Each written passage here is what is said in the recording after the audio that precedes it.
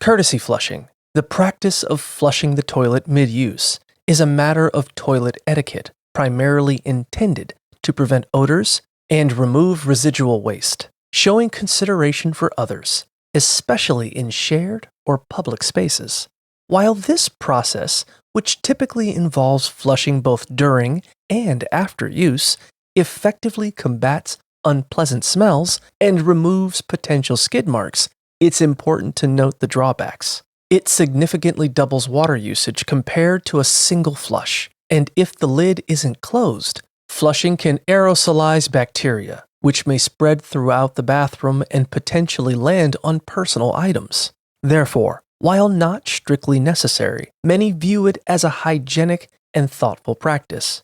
However, closing the lid before the final flush is advised to minimize the spread of bacteria.